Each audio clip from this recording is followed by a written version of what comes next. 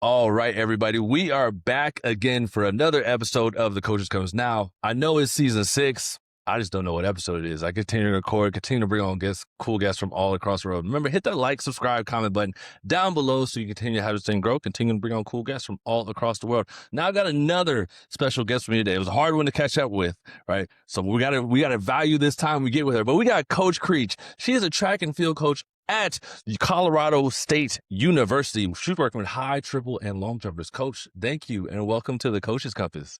Thank you. I'm excited. This is cool. I love this stuff.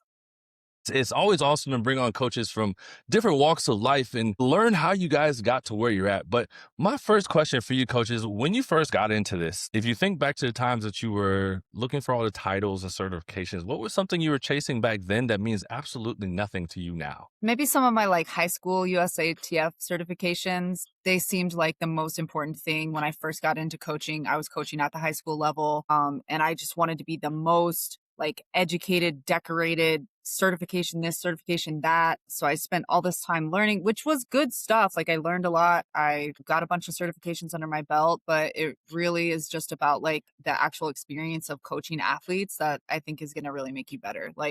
You can learn a bunch of stuff on paper and be tested on it and know all these facts and things, but you're going to have so many different kinds of athletes that you're just going to have to experience all those different athletes and figure out how to coach them. And you may learn the best hurdle drill or the best long jump drill ever, and you're going to have an athlete that it doesn't resonate with, and they're going to be like, I don't get it, and I'm going to have to figure something else out that maybe they didn't teach me in that certification.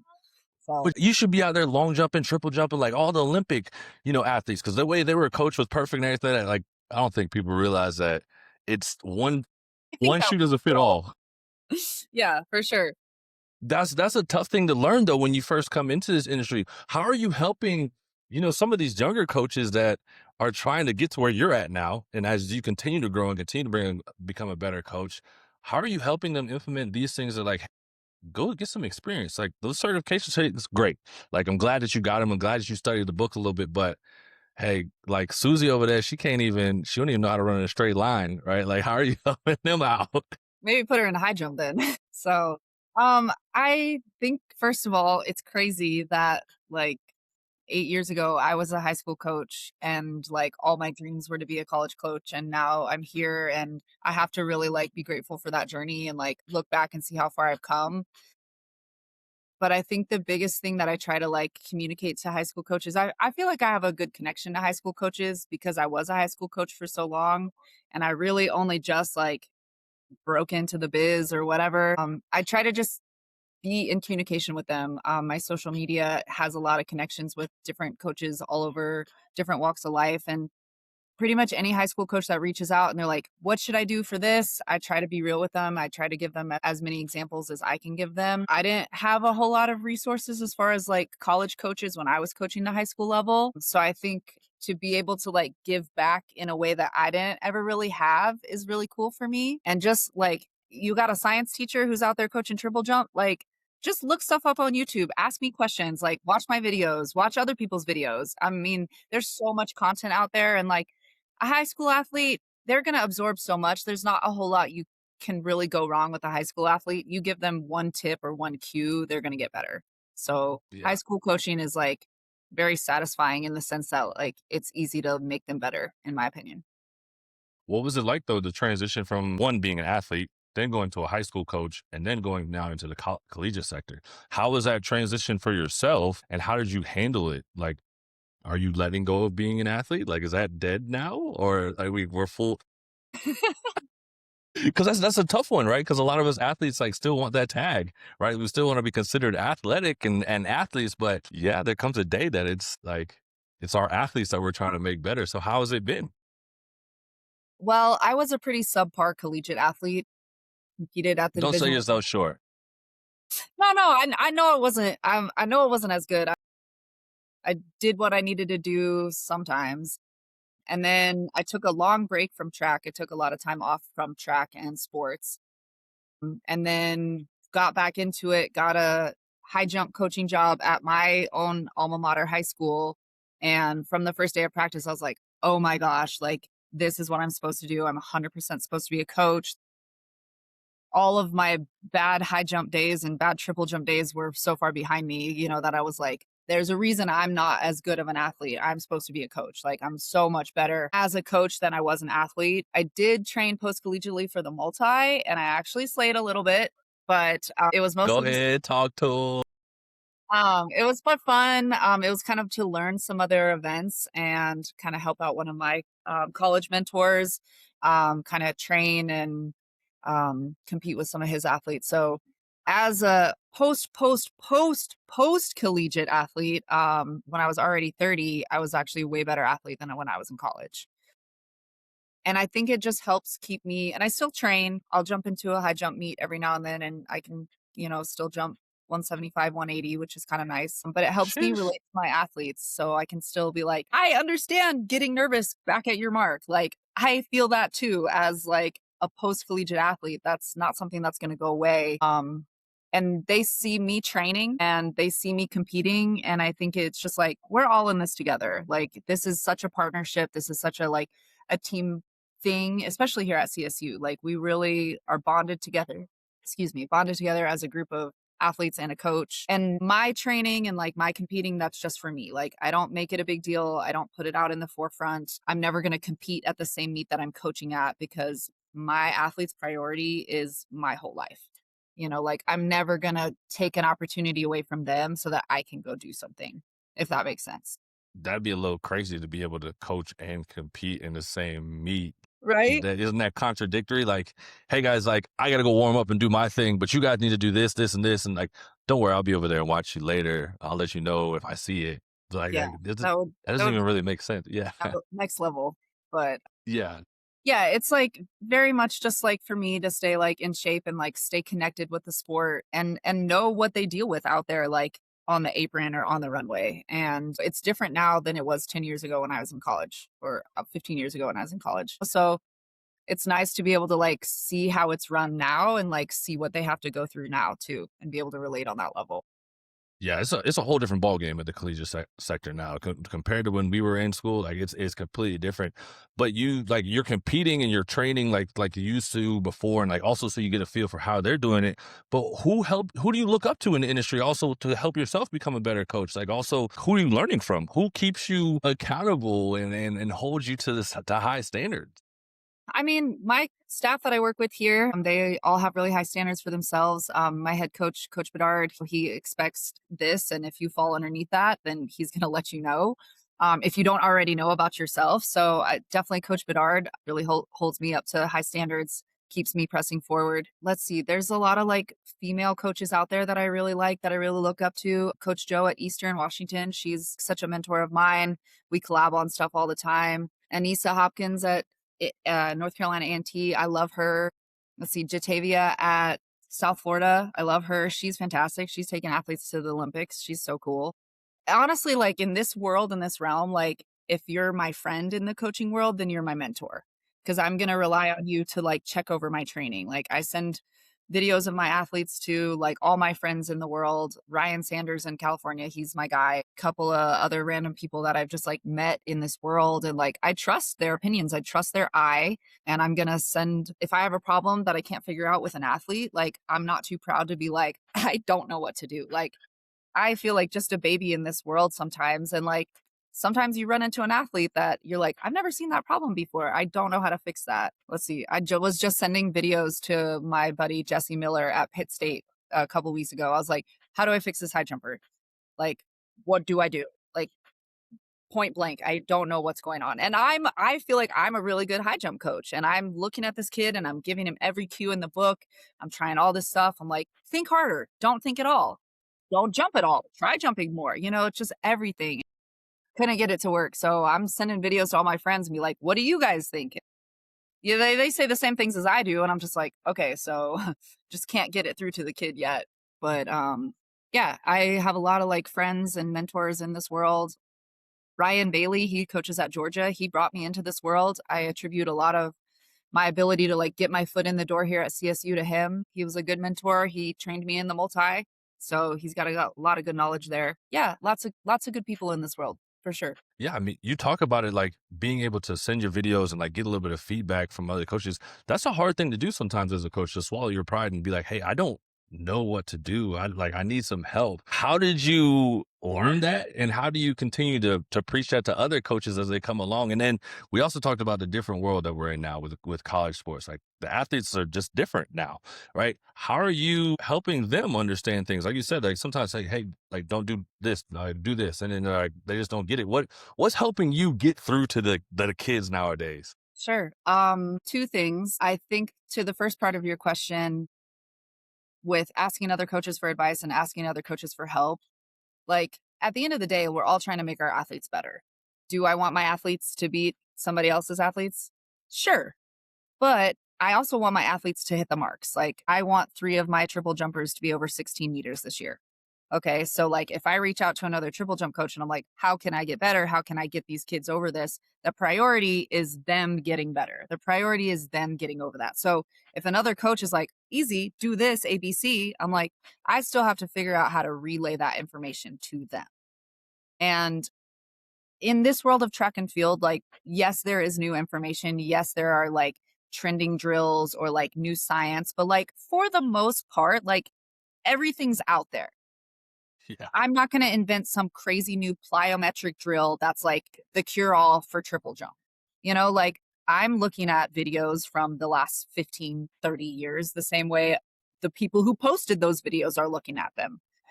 So like we all have the same knowledge essentially. Like some people are better at it than others. Some people have more experience. Some people are better at like verbalizing that information. But like if I have a trusted friend who I'm like, can you tell them what to do? And I'm not going to be like, "Ah, well, they're getting credit for it. Like that's not what I'm about. Like, I want my athletes to be the best athletes in the world. And if someone else can help me get them there, then that's the goal. That's what we're trying to do. The second part, how I do interact with them and give that information to them. Honestly, social media has been a huge part of that. One, because I can send them videos that I see that I think will be helpful, even if it's from another coach, another athlete. I'd be like, oh, that's what I was trying to say the other day. That person just said it better, or said it differently. So I'll send them that video and they can watch it 50 times in a row and it's got fun music and cool graphics and whatever. That might be a little bit catchier than me just yapping to them at practice. So that helps. And then I make a lot of videos about my athletes as well and kind of highlight when they have good days and like, oh, this was a good drill, or we figured out how to do this drill really well. And then they can go back and watch that and watch themselves do it really well over and over and see my thoughts, see my comments, see how I presented that information online. And then they understand it a little bit better, understand it a little differently. Coach, I went back and I was looking at those videos that you posted or that you sent me. Even if I didn't post it, they can go back and look at videos that I've recorded of them in practice and been like, this is what you're doing. Here's my information, here's my notes. And then they can sit down with it when they're in a learning space versus right here at practice when it's kind of like pressure on, and have time to sit with that information and like really understand what I meant and like how that was put into the jump or the drill.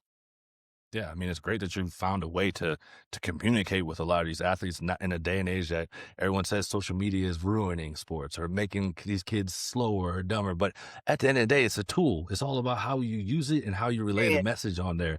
But there's Period. also a part that you deal with as a coach to dealing with these kids as kids, human beings, right? Teaching them how to be better in life. But there's an internal battle that you have yourself as a coach, right? As you go through.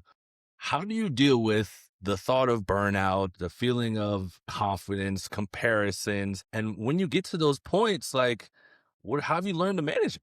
For me personally, Yeah, for you. okay, well, I'm going through it right now, so like this is coming at a great time. But I don't know. I'm honestly like figuring that out right now. I've had some good success in the past couple of seasons. Um, and now I feel pressure to like maintain that level of success. And it's hard when like my job and my career path are in the hands of like 19 and 20-year olds, which I can only control their life so much, and I feel like I do a pretty good job like setting boundaries and like setting up a nice, easy path for them. But I mean, I know when I was 19, 20, like that wasn't my whole goal. Like to boost my coach's track career was not on the forefront of my, you know what I mean? And so like I can't expect that from them either. Um I definitely go through like waves of confidence and self doubt. I'm trying to figure out how to move through that right now. We really enjoy outdoor season. I have training for outdoor season that I know really works well. So I'm excited to move into this next era of track. We did well indoor. I feel like I hold myself to a really high standard. So I'm always going back and editing, re-editing, looking through, going over, okay, how could have indoor been better? How could the training have been better? How could the meet setup been better? How could I have prepared them better so that they can always be at their best? And I think it's just an ongoing process. I'm never going to get a perfect season. I want that. And some people get it, but I think it's all perception. Like, what is a perfect season? Done that before. Great. So I had a perfect season. Does that mean everybody PR'd and went to regionals and nationals? No. But if a perfect season is everybody PRing, which means everybody got better, then like, yeah, we've accomplished our goal. And once you accomplish that goal, then you're going to look at the next one. Okay, everybody PR'd. Now the goal is I want to get everybody to regionals. And that may or may not happen. And I'm going to have to understand that like all these kids are different. They're all coming from different backgrounds. They're all coming from different walks of life. They all have different goals. Like they may say their goal is regionals, but like if they're not putting in 100% off the track to make that happen, then that may not actually be their real goal, even though they say it is. So I'm learning how to coach each athlete to their potential, if that makes sense. So No, it makes like perfect sense. the ones who can PR, great. That's our goal. That's what we're going to do. And when that happens, that is going to build both of our confidence in each other and the whole system. Other athletes, PRing is not going to be good enough. You know, PRing and regionals and nationals, that's the goal. So just setting up different levels of goal tracking, I think helps, and setting realistic goals too. I think sometimes I set unrealistic goals for myself and for my team. And then when we don't necessarily meet that, I'm like, oh, I'm the worst coach in the world. I'm cutting everybody. I'm quitting my job. I always joke with my boss, like when I have a bad meet, I'm like, I'll put my letter of resignation on your desk on Monday morning. And I'm fortunate that I work with a staff that like has that kind of sense of humor. Like I know my boss has confidence in me and otherwise he wouldn't keep me here. So just kind of like going back on the things that I know I have confidence in. Like 10 years ago, I had no idea I was going to be a Division I collegiate coach. And look I at just you now. chill and be grateful, you know? But I But mean, it is if tough. you demand greatness because you want it for them, right? Like so setting high unachievable goals sometimes is needed because you never know where you'll land when you actually do achieve something in between there. Like maybe you didn't go win nationals. Okay. But with some we ended up getting regionals, we had a bunch of PRs, like you did a lot of amazing things up there. So I mean I wouldn't ever not set unachievable goals, especially if you're a high achiever. Like you want to be able to do those things. But what keeps you in the space now? Like what keeps you here and wanting to continue to coach at this high level and setting those unattainable goals sometimes? I think it's one, I love this environment. I love that I'm sitting in the middle of the track right now and like everybody's just around me practicing. Like everyone's Playing just some Chris Brown, all that stuff. Y'all got the music bumping doing in their there. thing. Yeah. So like this coaching lifestyle like vibes with me. First of all, like I love being able to interact socially with people. I love just the connections that I can build not only with my own group but with the whole team. I love being in the sun. I know that sounds like really silly, but like at one point in my life I was like, what job could I get that they would pay me to be outside? I was like, oh, track coaching. That's perfect. There you go. But the other thing too is like, hey, I do hold myself to high standards and I'm always trying to like see what more I can do. Like I've always been someone who like when I try something, I'm going to work at it until I get really good and then I'm going to see how well I can take it or how far I can take it. So a few years ago, I had a bunch of triple jump boys who could jump, 47 feet on a good day. Now I have a group of triple jump boys who are pushing 52 feet and I think can all go over 16. So now I'm like addicted to this, like, okay, well, how good can we be? Okay, well, like, how much better of a coach can I get? How much better of the training can I write? Like, how much better drilling can I put into play? What other knowledge can I acquire to give these guys tools and tips and tricks that they need and training that they need that they can be better? I'm like, okay, well, we jumped 47 and now we're jumping 52. Like, could we go 53? And then when we get 53, I'm like, well, we might as well try 54 now, you know? It's like almost like this like addictive challenge to like see how good we can be and like how far I can push myself and my team to reach these higher goals, you know? Like I took 5 boys to regionals last year, which is crazy for me and for my group because I've never done that before. So now I'm like, okay, well now I have to take 6, you know? And so now I'm like, okay, well, what do I need to do to prepare 6 boys to get there? And I want to take 2 or 3 to nationals. And so if that win and if that happens next year, it's going to be just like a one up. Okay, well, now I need 10. You know what I mean? Like, how can I recruit in a way that I can get 10 regional qualifier level athletes here? And it looks like you're on the verge of doing it. It sounds like that's what the goal is, and like you're on the way there. But last question before we get out of here, Coach. We fast forward 10 to 15 years from now. What do you hope your athletes say about how Coach Creech coached? Not just who you coach, but how you coached. I think the biggest thing that I would hope they would say and that I think that they would say is like that I'm very real. Um, I don't BS around. I'm very straightforward. I like to have a good time. I like to create a relationship with my athlete that's more than just push out more out of the back, drive your knee more. Like I want it to be something that, you know, when they're getting married in a couple of years, they're like, "Oh, I want Coach Creech there. Like, I want her there." When they have babies, they're like, "Oh, look at my baby." They want to stay in contact with me. You know, like it's more than just like a 4-year contract. It's something that like I'm gonna have relationships with these athletes and these kids years down the line. I know that's going to be the case because the high schoolers that I started coaching 10 years ago at my little high school, like I still talk to those athletes. They still follow my social media pages. They're still like, Creech is out there doing her thing still, you know, like that's what she's supposed to do. That's what she's made to do. I think for an athlete to come back after graduating or after completing their time with me, just be like, oh yeah, I learned so much from her. I had such a great time and I did really well as with her as my coach. That's all I can ask for. And yeah, I mean, that's what I want to think about my athletes. I want to think about my athletes. You know, they were super fun to coach. They were coachable and we went all the way to as far as they could go. I So love it, Coach. yeah, Yeah, it definitely sounds like you got that vibe. You've got that personality that people would want to be around you, and also send you pictures of the babies and invite you to weddings. Obviously, I've seen a lot of the work that you've been doing, been following along what you've done too, and I love it. Right, continue to do what you're doing, continue to set a high bar, and I want to say thank you so much for coming on today and keeping it 100. thank you so much. Yeah, that was super fun. I loved it. That was great. And we're out, All right. Coach. Bye.